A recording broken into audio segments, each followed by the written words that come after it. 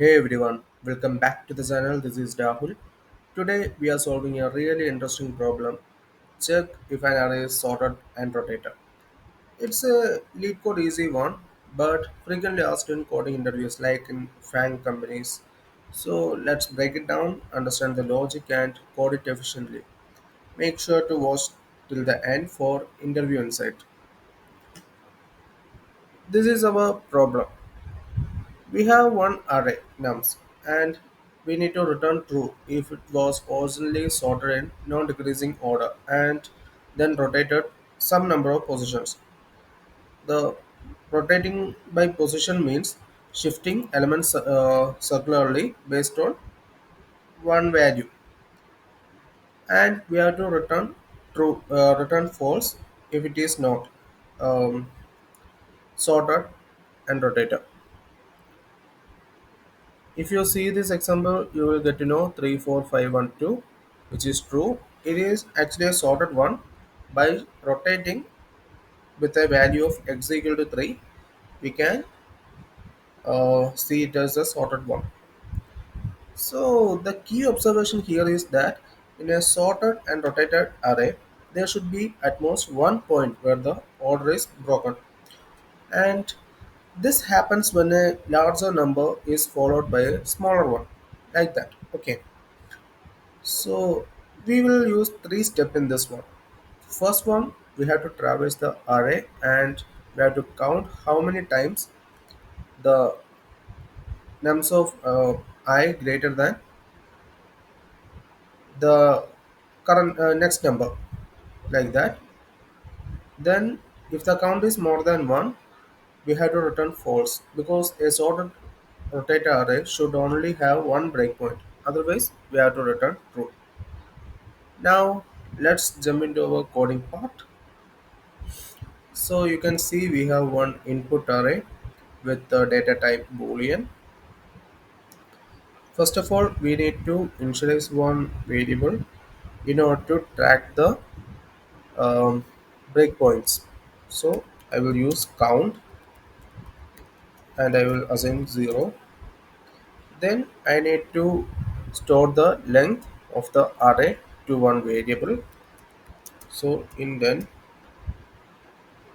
So actually this one is not necessary. We can directly give to the loop. So now we need to traverse the array. Okay, as you know, we have to use for loop int I to 0 less than nums dot length, then increment I. Now we have to give the condition in order to check if order is broken. So if nums of I greater than nums of I plus 1, sorry, modular n. Okay, then nothing, we have to increment the count.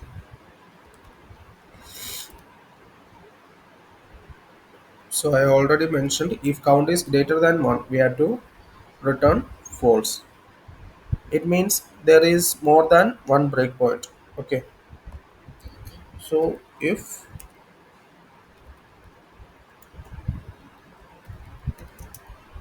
count greater than 1, nothing, return false.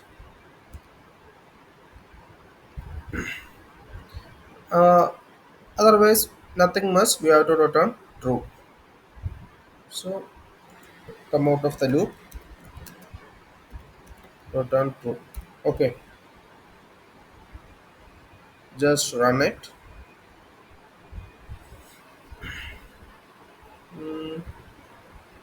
What I missed.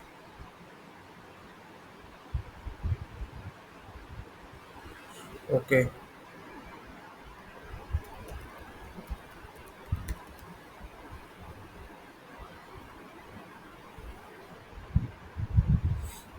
Yeah, that's it. So here the time complexity is big of n since we traverse the array once, and space complexity is like as we only use a few variables, it will become big of one. Submit it. As you can see, it's the best one and easy approach to solve this issue. So how it comes to interview and how an interview can ask you question from this problem. First of all, he can ask like, can you identify the key condition for a sorted and rotated array? So for this type of question, you can ask, you can uh, reply like, yes, the array should have at most one drop point. If more than one, it's not sorted and rotated. Then second, like, what if the array has duplicate elements? As we checking here the count, it doesn't affect our logic. Means if duplicates are there, it won't affect our logic since we are only checking for order breaks. And another one can be, can you optimize the approach further? So I already mentioned it's the optimal solution which is of big of n, as we need to check every element at least once. That's a thing we need to do. So these type of questions might be asked during interviews, and you can um, approach in this way for these questions. So that's it for today's problem. If you found this helpful, make sure to like, subscribe, and hit the bell icon for more such coding videos. Let me know in comments if you have any questions. See you in next one. Bye.